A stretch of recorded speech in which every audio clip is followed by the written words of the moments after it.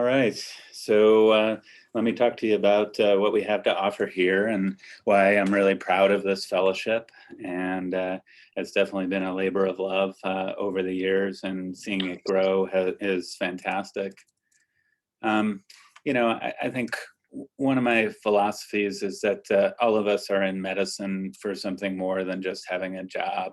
This is a quote that's often attributed to Buddha, which I think is incorrect. But the philosophy of finding what your work is in life, and whether that's reconstructive urology, some other aspect of medicine, discovering it, and then having an environment where you can pursue it. And that's what we seek to really create in Utah.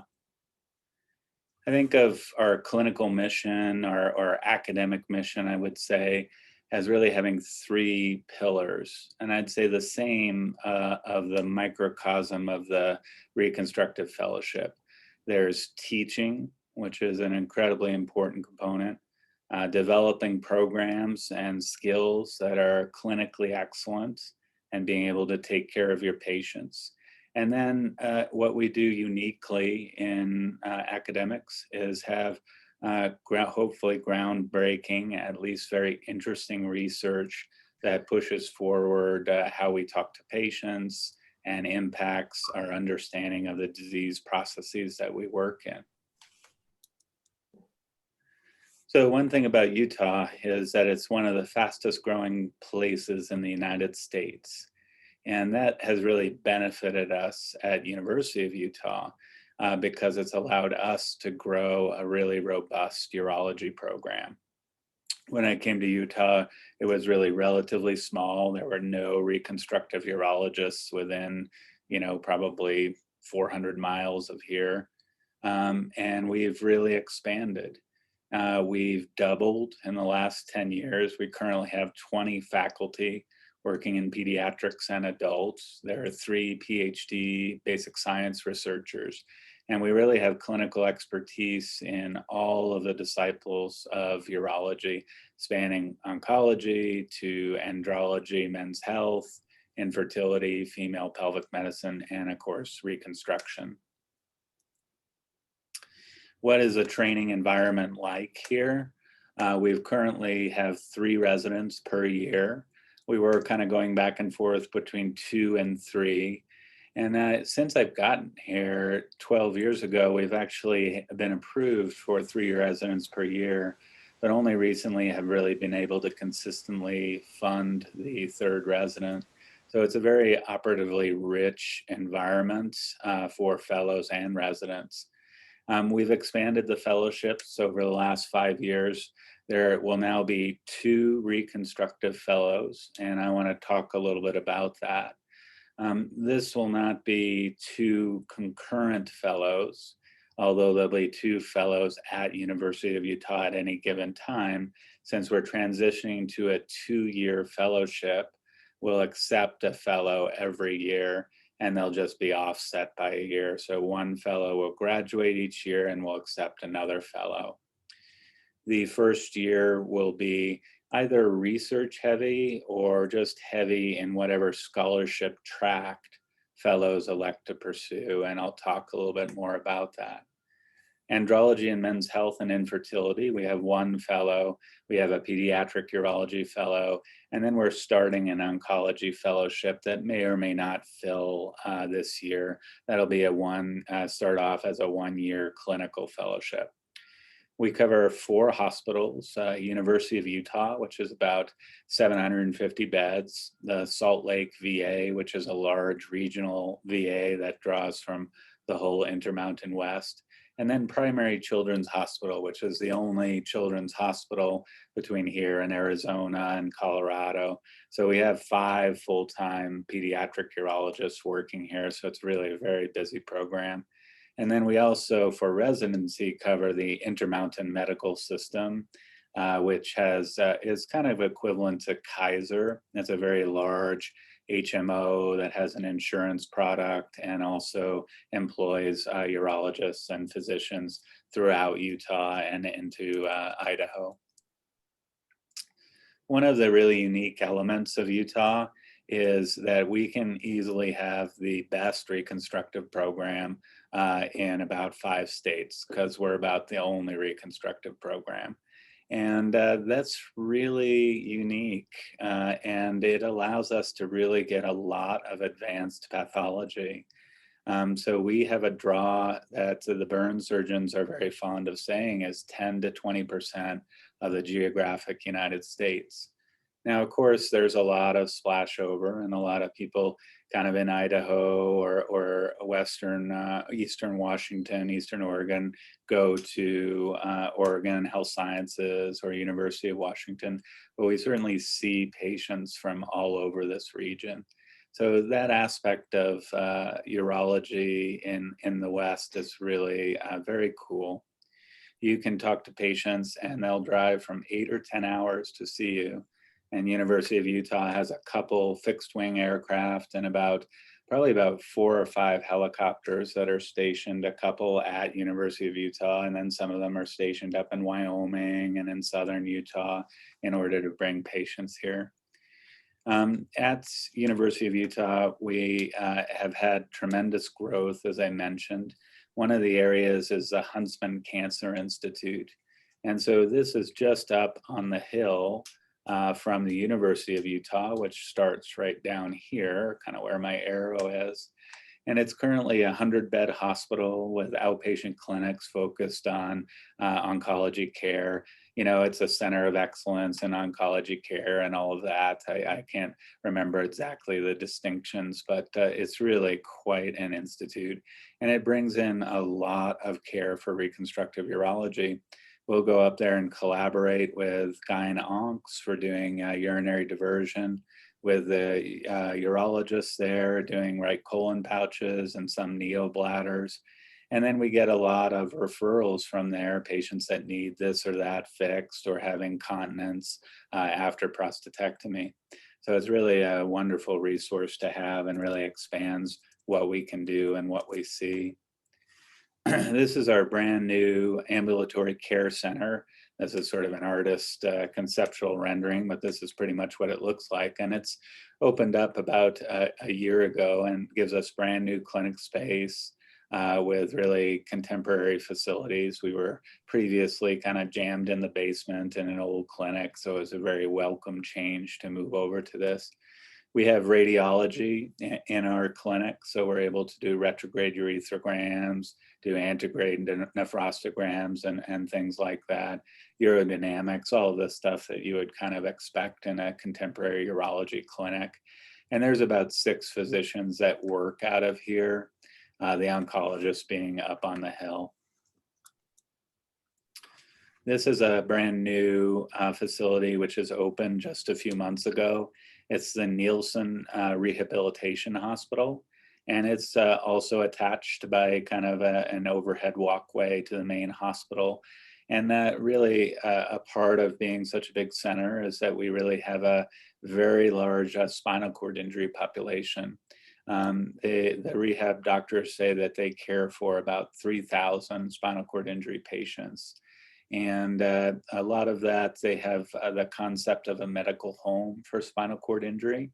And so there's a lot of experience to be had in dealing with patients and understanding patients' needs with neurogenic bladder from spinal cord injury, and then also transitional urology coming up from the really large children's hospital.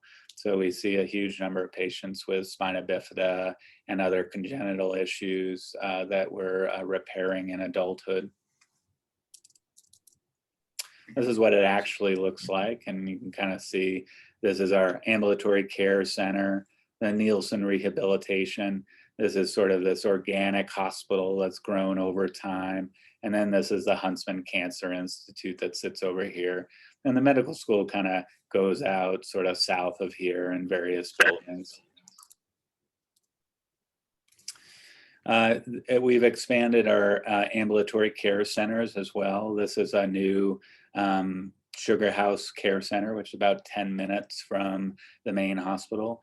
And we do some work down here. We don't have a reconstructive urology clinic, but it may be in the future that we open up a clinic at this location as well. So there's several other clinics that are in the valley to serve the greater Salt Lake City area. So what are some highlights of the reconstructive clinical training? Those are kind of the facilities. This is our case log from last year from Ross Anderson. And some real highlights of this are our abdominal reconstruction and urinary diversion volume. These logs, you're supposed to have more than 60 urethroplasties a year. And then you're supposed to go over into other categories to be GURS verified. So you don't have to be over in all the categories. It's just urethroplasty. And then I think it's one or two other categories. So you can see last year we had 75 urethroplasties, 6 posterior urethroplasties. The rest were anterior. So a pretty good volume of urethroplasties. But then again, it's not as busy as some centers that concentrate just on urethroplasty. And I think that's a good thing. That allows time to get a breadth of reconstruction. 67 abdominal reconstructions. And so this involves urinary diversion, fixing a urinary diversion, like say a stenosed ureter. This is a lot of primary ureters. In fact, I think that Ross did close to 40 ureters last year. I think that was a bit of an anomaly, but we do at least 20 a year of different types: ileal ureters, open reconstruction, and now recently we've been getting more and more into robotic reconstruction. And then a big highlight that also separates us from other centers, I think, is our gender affirmation surgery program. Other things that are changing with Utah is we're adding staff, and Dr. McCormick, who's our current fellow, is staying on. And I expect that will increase our incontinence work. That will be an emphasis, and also create a robust reconstructive robotics practice. So what about transgender health? Like I said, I think this is a particularly area where we really have a lot to offer someone if they have an interest in this. And to be honest, with the explosion of transgender health and gender affirmation surgery in the US, as a reconstructive urologist, even if you don't have an interest in doing this as a primary surgery, you're most definitely going to be seeing patients with complications that really need your help of gender affirmation surgery. And so by having a good background in it, that will allow you to address a lot of the issues that come up with such a complex transformation.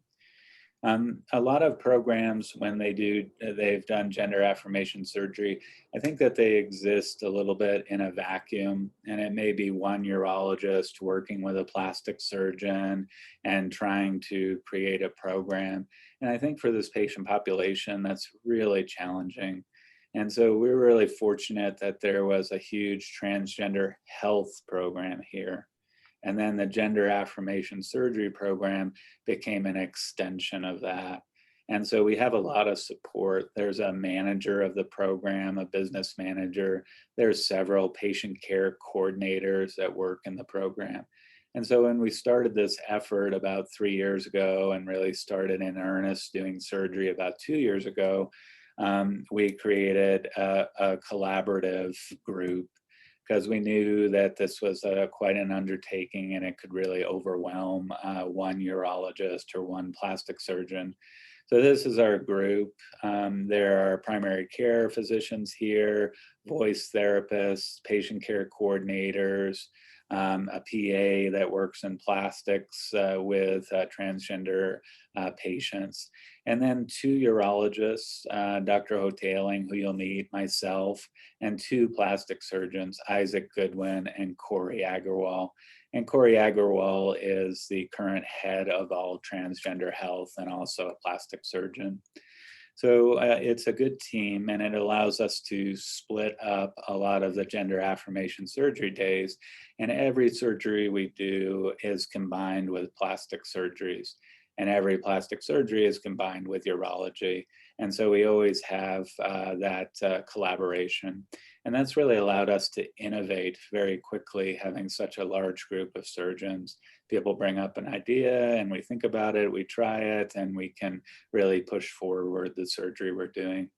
Dr. McCormick will also be joining this team and will be doing a bit of transgender surgery as well. Currently, we have 1.5 block days per week, and that may increase. And the surgeries are split between the reconstructive urology fellow and then also the andrology infertility fellow who works with Jim Hoteling. There's still lots to experience. To go back, our numbers for gender affirmation surgery, we expect in 2021 to do between 40 and 60 vaginoplasties, and then 12 and 15 of the phalloplasties. So really a pretty good experience with it. So what about research? This has been a big emphasis here, is growing our research program. It's one thing that we do where we're really unique in academics. We have a bunch of research programs that are successful in pediatrics, men's health, and then also in oncology and reconstruction. There are several R01s, one R01 that's currently funded, several that are going in. Oops. We recently finished what's called a PCORI award that looked at quality of life after spinal cord injury with different bladder managements. And then we have a Department of Defense grant looking at sacral neuromodulation after spinal cord injury to modify how the bladder functions. There are 2 research fellows, and there's one in oncology and then one that's split between adult urology and pediatrics. And these are typically people that are seeking to get into urology and want to do a research year. They are people that didn't match in urology and feel that they have a good chance of matching, and we've been pretty good about matching them after they participate in a year of research. So they're a very good resource for people doing research, and they help out a lot with projects with the fellows. As far as reconstructive research, we have full access to the TERNS network. I was one of the founding members of TERNS. And so there's lots of clinical projects that can be done with the retrospective data. And certainly we're concentrated more and more on doing prospective studies through TERNS. And so that would be open for proposals. We're also part of the Enbridge group, which is a neurogenic bladder research group. And we have all of the PCORI data, which is 1,400 patients with spinal cord injury. And we've been kind of doing projects based on that data over time once the main grant aims were done. And I think we've published maybe 12 manuscripts total in the group just based on that data alone. And then I'm the primary investigator for the it's associated with the American Association for Surgery of Trauma, what we call the MyGuts group, the multi-institutional GU trauma study group. And that's developed a lot of data about renal and bladder trauma. And then we're also doing a prospective study on pelvic fracture urethral injury, which is just ending and should give us some data about the utility of realignment versus placing suprapubic tube alone. There are a lot of other resources that we have that we've started to explore for reconstruction and trauma. One, which Heidi will hopefully talk about, is called the Utah Population Database. Another is MarketScan, which we have full 10 years of MarketScan here. And that's an insurance database that's really quite robust and will allow you to look at a lot of interesting questions. Right now, we've looked at hypertension post-renal trauma. And it's really interesting, showing that there is indeed a higher risk of hypertension when you compare patients to post-bladder trauma, kind of a control group. And then we also have the National Trauma Data Bank and the Trauma Quality Improvement Project here. So lots and lots of resources if research is your thing. In 2020, in the whole division, we published 133 papers, which I'm really proud of.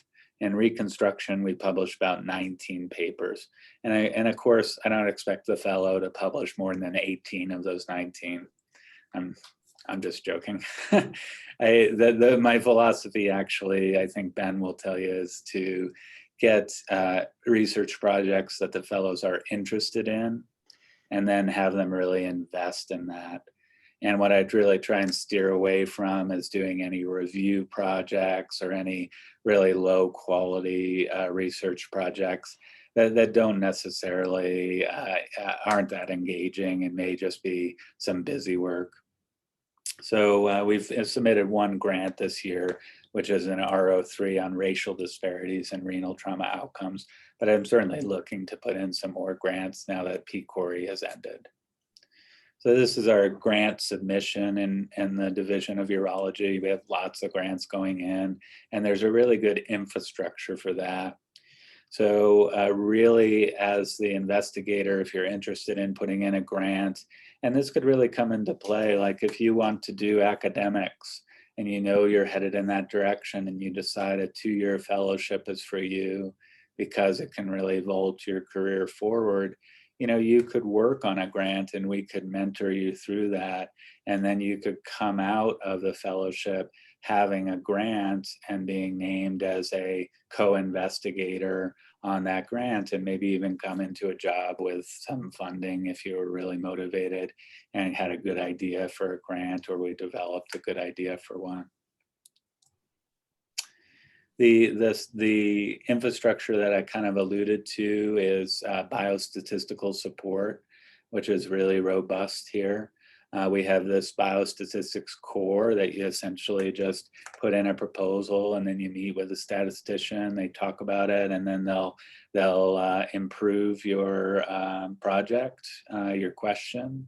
They'll help you with data, and then they'll do the analysis for you, kind of presenting you with the data and the analysis that you need in order to write up a project. And I think that's really amazing support, and that's why we're successful. I don't think you can work in a vacuum without that support. And then we have this group that formed a few years ago, which has been tremendous. It's called the Surgical Population Analysis Research Corps, or SPARC. They definitely have the best acronym you could imagine for a research group. And Heidi is one of the co-directors of that, along with Jim Hoteling, who I mentioned earlier. And they also have a lot of resources that we tap into, a focus particularly on health services research, which is a big emphasis of what we've been doing lately. So the way I envision a 2-year track and why you might want to consider this is not a year of service in order to get a fellowship, but really if you have specific goals that a 2-year fellowship could serve. I think there's several reasons for it. One is the clinical training we offer is really comprehensive.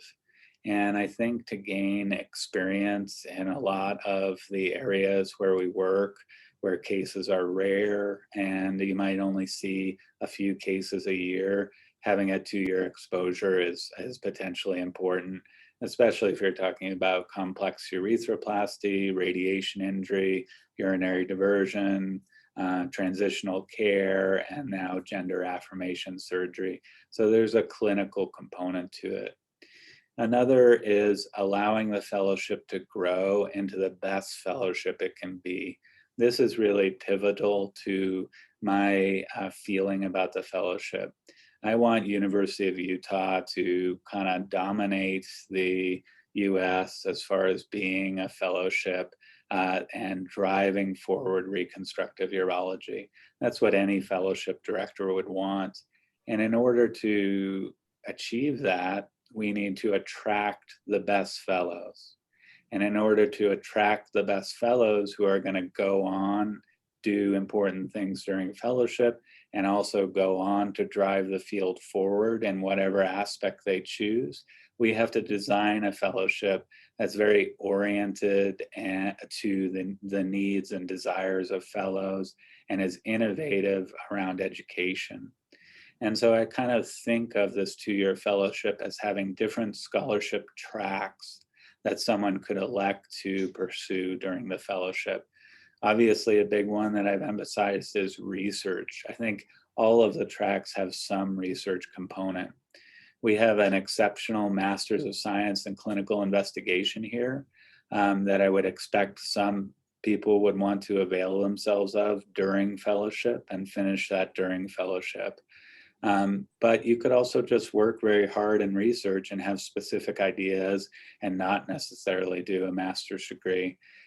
Grant applications are, as I talked about, really would be welcomed, and we'd love to develop ideas with you. Another scholarship track could be global health. We are very intimately connected here with IVU Med. Catherine DeVries started IVU Med, and she was one of our pediatric urologists.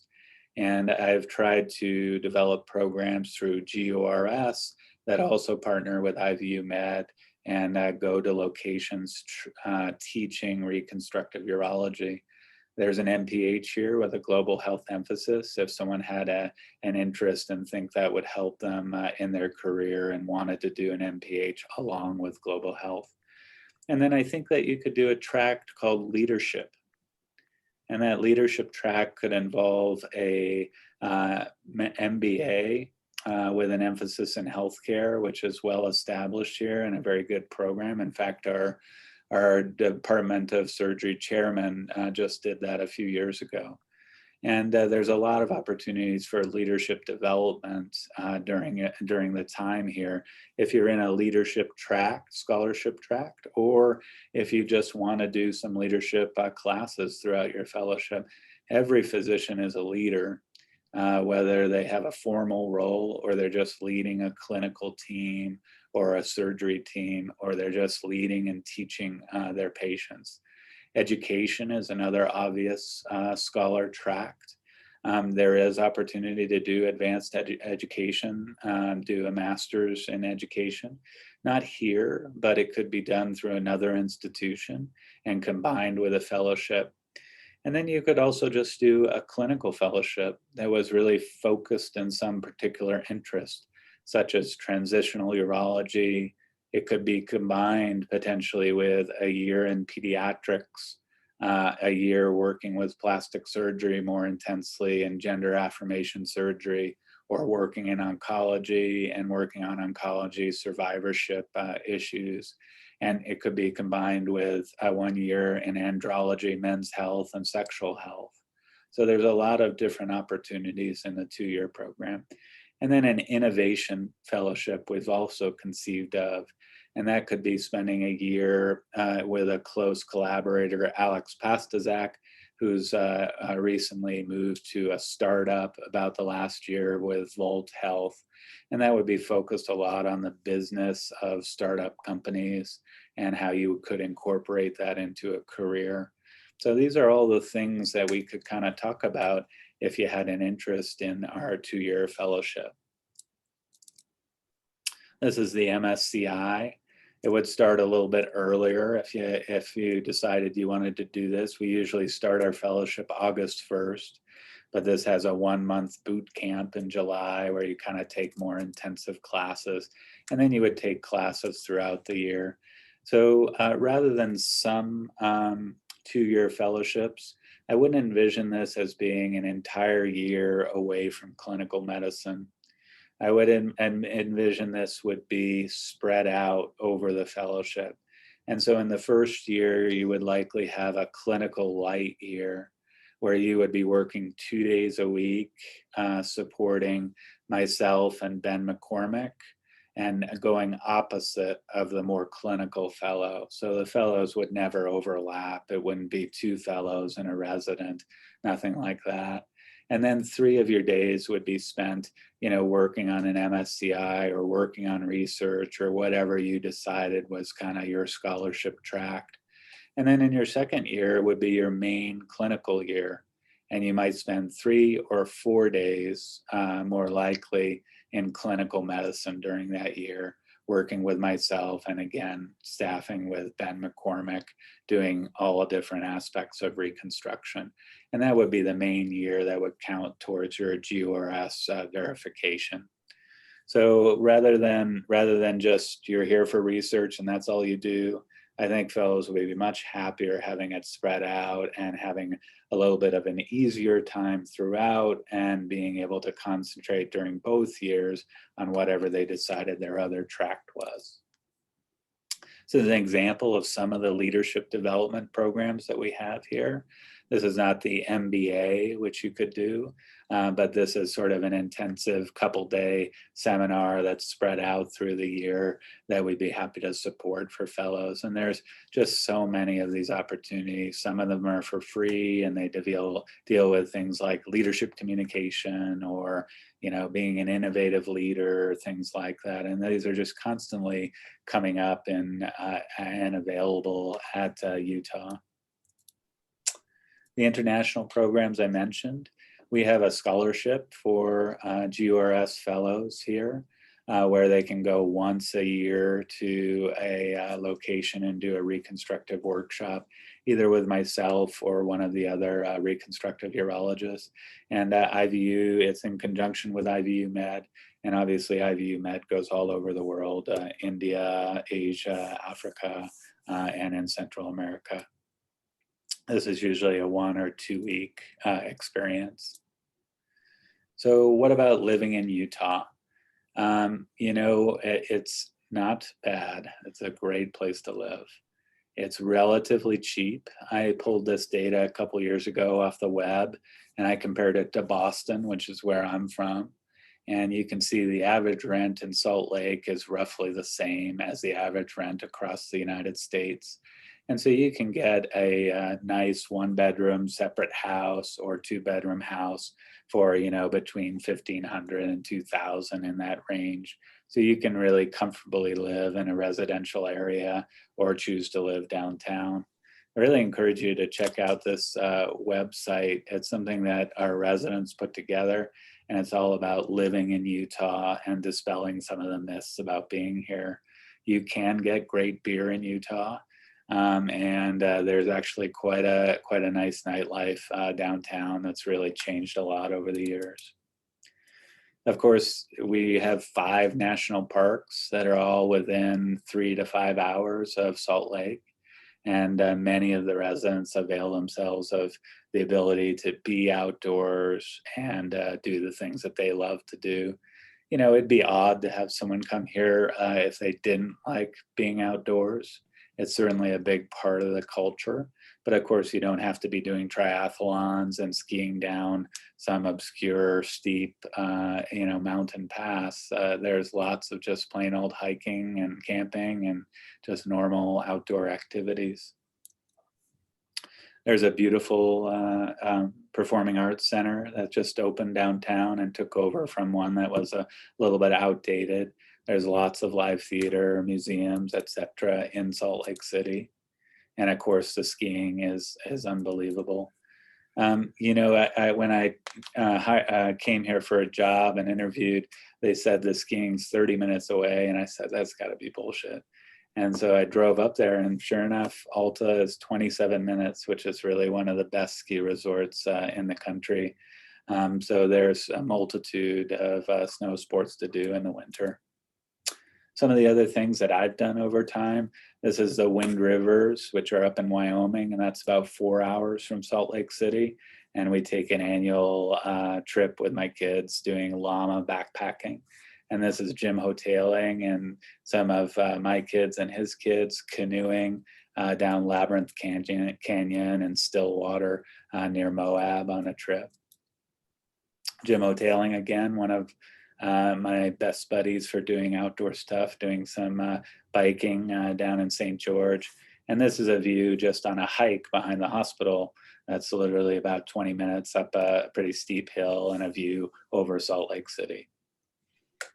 So I'm going to end there. I think of us really as a great family. I think that we have a very collaborative place to work. There's not a lot of big personalities here.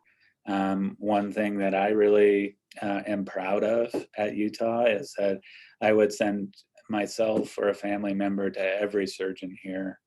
And I definitely would not say that's true of some places I've been, some medical centers, because certainly at some places you get surgeons that are there that are sort of the axiomatic academic surgeon because their personality couldn't really make it in private practice necessarily. And here over the years, our previous chief was really spent a lot of time and a lot of effort on recruiting high quality people and high quality surgeons. So thanks for listening. I hope that gives you some idea of kind of my philosophy and what we have to offer. I'm gonna exit out of here, and I just wanna see if Heidi or Jim, if you're on the call, and if you, Jim, you could say a few words about the Utah Population Database, and Heidi, if you could talk about the Spark group briefly before I open this up for questions. Yeah, I'm happy to do that. I might flip the order there just because I think Heidi probably knows more about the UPDB than I do. So I'm Jim Hoteling. I'm one of the, I do sort of andrology, sexual medicine, and transgender surgery. Also sort of help run some of the research for urology and then run Spark with Heidi. Spark's a pretty cool resource. Heidi and I have worked together since maybe 2013 or 2014. And I think, Heidi, we decided we started Spark at the end of 2017. Yeah. And it sort of holds the big data sets for the Department of Surgery. And then there's a set of like core faculty who sort of rely on it for a lot of their research. That core faculty is about 8.5 million in NIH funding. And what we have is we have a IRB coordinator who's also a graphic artist, which you wouldn't think the graphic artist part is important, but it actually is because everything looks beautiful that she does. And then another MBA/data analyst who runs the program, and then two programmers, and then a PhD sort of programmer / biostatistician. And we're in the process of hiring more people, but we hold a bunch of really huge data sets. MarketScan, Jeremy mentioned, is 160 million people. And I think there's like 35 projects with it going on, and then we also hold, TQIP and TDB, serum Medicare data. We have most of the data that you would want. And then we also do a lot of stuff with the Utah Population Database. I'll let kind of Heidi go into that in more specifics, but on my side, I've used it to look at male infertility and its relationship to familial somatic health. So for example, like infertile men are about 2 times more likely to have siblings with pediatric leukemia, or they're also much more likely to have like family members with testis cancer. And it's a big data set that also includes pedigree data. It's kind of been called the Hubble telescope for human health. But really Spark exists, and a lot of the resources that Heidi and I have focused on is we sort of say lower the activation energy for doing research. We just want to make it easy. Certainly when Jeremy came here and when I came here, it was a little bit more like the Wild West where you could do a lot of cool stuff, but you had to figure it out. And figuring it out was often non-trivial. So our goal is kind of to make that easy for people.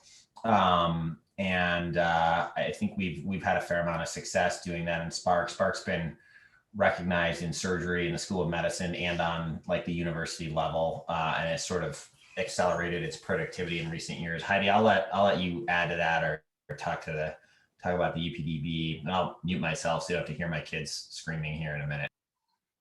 Yeah, Jim talked a lot about the data resources we have. We have a ton of them, and we are always interested in getting more and trying to gain more. It's like a hub of data nerds, and we love data and analysis. So we, like Jim said, try to make things a little bit easier for people. And one of the data sets that we have here in Utah that is unique is the Utah Population Database. Basically what it is it started out as about 189 family group sheets, which sounds kind of boring, but what they were information on mother, father, and all of their children. And then a group of demographers came in and they digitized those records and built pedigrees out of them. So at the time, that they started. They built 11 generation pedigrees, and they were able to link that to cancer registry data that we have in Utah that goes back to 1966. So because they were able to link those two data sources, they were able to identify a lot of genetic mutations, particularly in cancer in the beginning, but that's expanded out a lot as well. So APC, BRCA1, some of the resources that were used to find those genes were here at the University of Utah, and they have found many more since then. We have a really strong genetics program. So since that time, we've linked the database to, let's see, statewide inpatient records from 1996 forward, statewide ambulatory surgery and emergency department records from 1996 going forward. We have enterprise data warehouse records from the two biggest carriers in the state, so the University of Utah and Intermountain Healthcare, and that covers about 85% of our population. So we get outpatient information for those individuals for about 85% of our population. We get all payers claim data that covers the entire population from 2013 going forward. And then we've linked it to things like voter registration records, driver's license records. So what it allows us to do is really paint a complete history of what an individual's health is like, and then what kind of things they've been exposed to across their life course. So my own research looks at a lot of environmental exposures and health outcomes. And because we have these data linkages, I can follow individuals through time. Like Jim was talking about with the male infertility papers, essentially we can look at environmental exposures and male infertility or cancer diagnoses, and that makes it really fun. The family history information is really, really rich. So since the beginning, they've also linked it to a whole bunch of other family history records. We got a big, huge data dump that is ginormous from Ancestry a couple of years ago. We call it the Eden data set because when we opened the data set, we found Adam and Eve in there, which obviously wasn't true, but we clean the data and link it together. And so what it is this really comprehensive data set, linkages from many different data sources that allows you to ask really, really cool research questions. It's totally like a research playground. And so you might sort of say, well, what does that have to do with reconstruction? But we've actually recently been getting data about looking at hopefully a life course after radiation injury. And then also looking at whether idiopathic urethral strictures are inheritable or familial. And it turns out maybe they are. So yeah, it's a really fascinating project that we're looking at. So there's lots of opportunity there. Yeah, and even on the basic science side, I mean, we now have 3 PhDs in the division, and we don't really talk about it because most fellows aren't as interested in bench research, but there's certainly plenty of opportunities there. One of them specializes in fibrosis, and Alex Pastashak has NIH funding to study Peyronie's disease and what drives it. So yeah, I mean, Jeremy, I think Heidi and I can stop talking now and maybe turn it back over to you for questions. I really appreciate you taking the time to meet Jim and Heidi. So thanks a lot.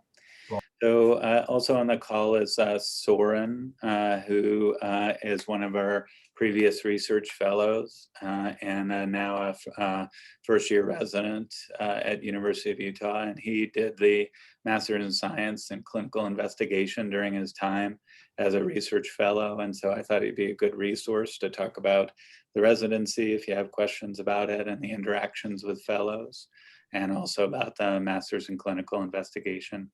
So what I'd like to do is ask if you guys have questions that I could answer, and then kind of turn it over to Ben and Soren if you have questions that are appropriate for Ben and Soren, and I'll probably hop off so you can have some privacy in talking to them. So do you guys have any questions you'd like to kind of ask me about?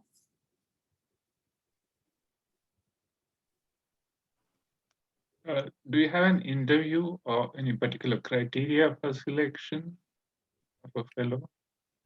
I mean, I would say that one aspect that's challenging for us is foreign fellowships.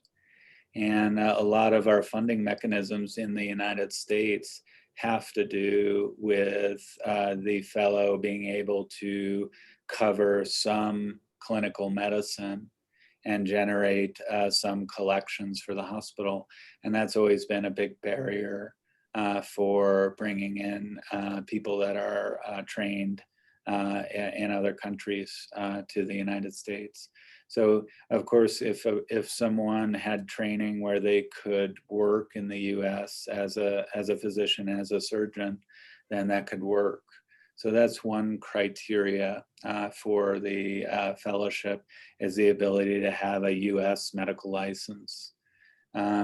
Other criteria, you know, I would say not really. I think that we could consider anybody else that had an interest and met that criteria. Thank you. Yep. Other questions? I'm sure everyone's talking and just on mute, right? Yeah, I was wondering about the typical setup in the OR, as far as, so you'll obviously be there with the fellow, and then how often is there a resident there or a PA, and what the typical arrangement is? So we have some operative PAs, but not many, and they mainly work with oncology. There probably will be an operative PA that will help with robotics at the main university. That's at least our goal. But the fellowship is really structured on the way that I was trained as a fellow, and it's graduated responsibility for the fellow. And a big component of the fellowship is learning how to teach. And so the fellow over time becomes gradually more and more involved in leading the resident through the case. And that's a key criteria in selecting a fellow, is selecting someone that can work well as a teacher and work well with the residents, because it's a big part of it is learning how to teach and learning how to teach in the operating room. And so, you know, for some of the cases, I definitely will scrub out and let the fellow take the resident through the majority of the case, especially as they gain experience. That's certainly something I expect over time. Ben, maybe you can talk a little bit about what it's been like for you in that role. Yeah, I think you're absolutely right. You know, one of the most challenging things I think about fellowship is learning how to teach. I think that's something you always think about, and you know, as residents, we take juniors through cases and things like that. But you know, these are complex cases, and it's I think it's invaluable to have an opportunity to push yourself in terms of, you know, trying to, you know, do a good job and get through the surgery, but also at the same time, you know, teach the residents and kind of help them grow too. It's really fun and challenging part of the fellowship, which I didn't really anticipate. I'm really looking forward to doing that more as an attending here. And it's just, I think graduated responsibility is absolutely right. Often, you know, for open abdominal cases, Dr. Myers will, you know, give me and the resident some time to just kind of get as far as we can safely. And of course, he's essentially next door doing some other things and always a phone call away, but he'll come back and kind of help move things along as well. So it's been really good. I think the instruction to autonomy ratio is perfect, at least for me. Sarah, thank you for making the call. I didn't introduce you. Sarah Lenher is our program director and also is a neurourologist and female pelvic medicine trained at Michigan. So you can direct any questions to her as well. Do you have any comments, Sarah, you'd like to share? No, I think that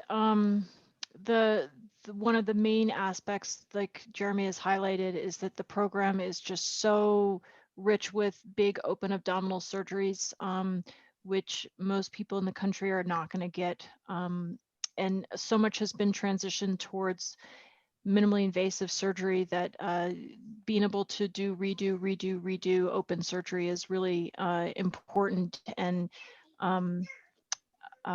will make you very powerful in the field. And we love having our fellows around, and our residents really like working with them. So it's a big family. Everyone loves having Ben right now. So Any other questions, comments? I was curious about the turnaround time for when you're looking at some of these large databases, getting the data, working with the analysis, and also getting your IRBs approved. The IRBs here are generally very straightforward.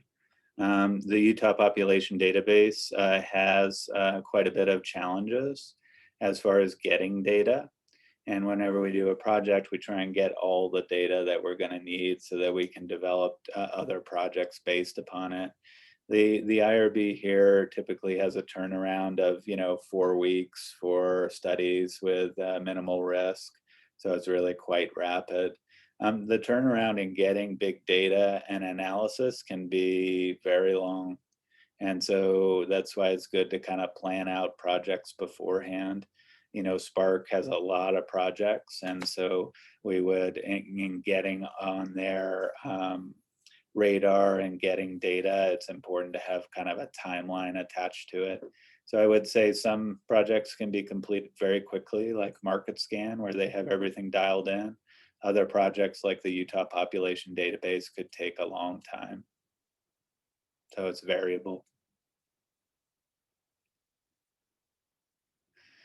I think it's an aspect of a 2-year fellowship as well, is that, if you're proactive, which I kind of seek to be with the incoming fellows, about what they want to do, what they're interested in, make some proposals about projects, is that we can start planning that out.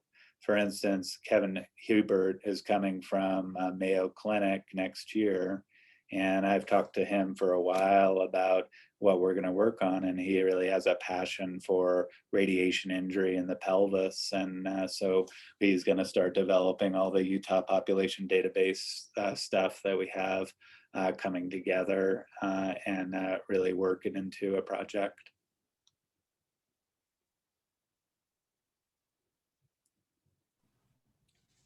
Wanted to ask about robotic reconstruction. If someone is interested in that, are you guys heavy on that side also, or that aspect of reconstruction? Well, Ben will tell you I'm a big hater, and I see a place for robotic reconstruction. I think that the morbidity of open reconstruction is way overstated by enthusiasts of the robot, and to some degree it's pushed by surgeons rather than patients. A lot of times I'll see a patient and I'll ask, oh, did you, back when there were still open prostates, did you have an open or a robotic prostate? And they say, well, I don't know. And you have to look at them to even see. And so I think the number one thing that people want is to be fixed. And so when I have a patient that might be a candidate for robotics, I talk to them honestly about, well, you could do this open, the morbidity is much worse, you'll take a long time to recover, and you could do it robotically, and then I give them an estimate of the success robotically. For some things, you would never do it open, like a primary pyeloplasty, or maybe a simple ureteral reimplant now from a gyne injury, those types of things. So I have not been very enthusiastic about robotics, and anyone will tell you about that, and I'm just a Luddite. But a big emphasis of bringing Ben here and keeping him here is to develop a robotic reconstruction. And he had very good experience at UNC and has started to explore that here. And so I certainly see that as a future part of reconstruction and of being here. I don't think I'll be a huge part of that. I think my role will probably be more of just staying with open surgery when it's indicated, but we will have a robotics program here. It's a great question. I think just to insert something, one of the reasons I came to Utah was the open experience. We, in my residency program, we just did so much robotics, which is great. But at the same time, if something happens and you don't have access to a robot, or something happens you need to open, I think it's also important to have those skills. So I think, any one of y'all would be coming into a program where both of those, approaches would be valued, and you'd have the opportunity to explore both of those. So, but I certainly don't mind Dr. Myers being a hater of the robot, because it's been a really good experience for me here.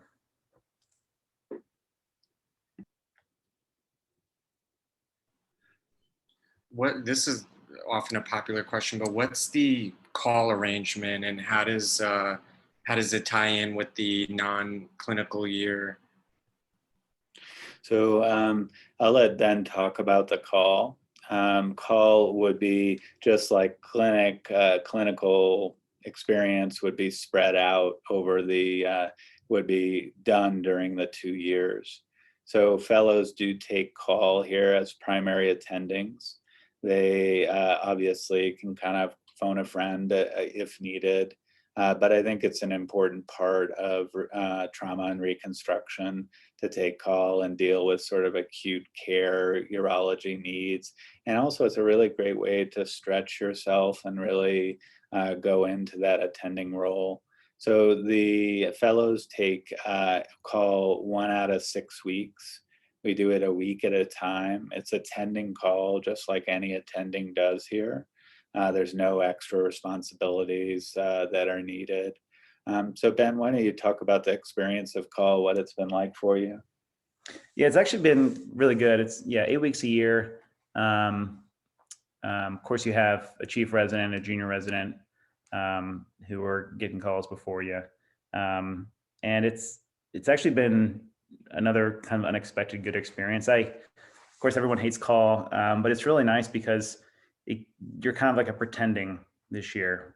I mean, I always have the backup of Dr. Myers or whoever else. And, it's good to, be it, and kind of be the decider. It's been good, and it's not overwhelming by any means. It's pretty chill. I've only gone in, I don't know, once or twice at night in these 6 months. But you also find some interesting things. If you are interested in, you can, whatever you get on call to is kind of yours. Woman came with an XGP kidney on call, and set her up, saw her in clinic, and then took out her kidney a couple weeks later. So it kind of gives you just kind of like a nice baby step into attending hood, which is important, I think. I think it would be, Jeremy, correct me if I'm wrong, it'd be 8 weeks a year for both years, correct?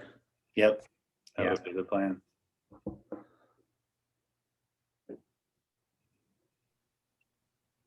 Do you have a formal transition clinic from the pediatric hospital to the adult hospital?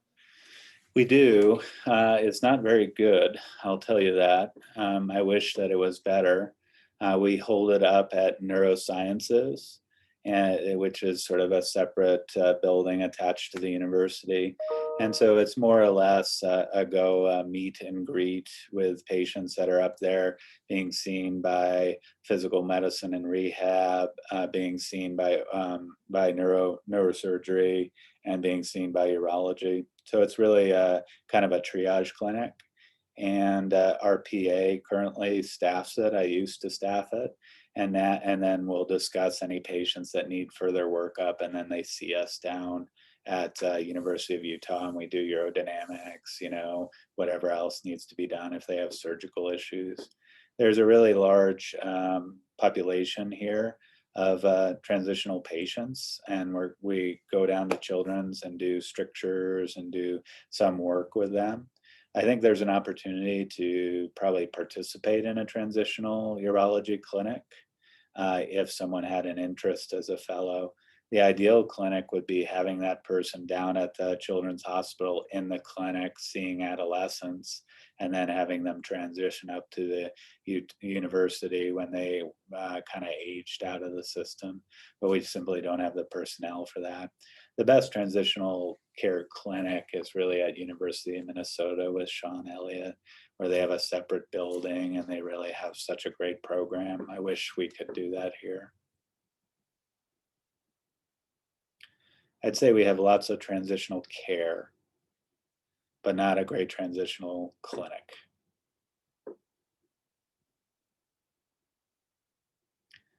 Any other questions?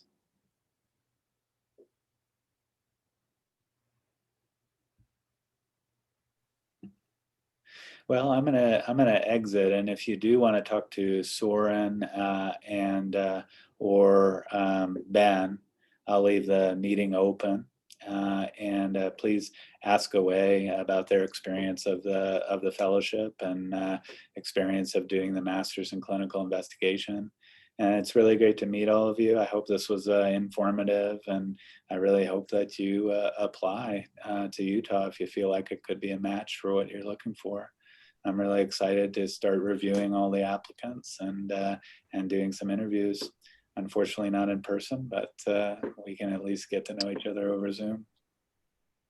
So thanks a lot, guys. I'm gonna sign off here and leave the meeting open, but I promise I'm not listening in.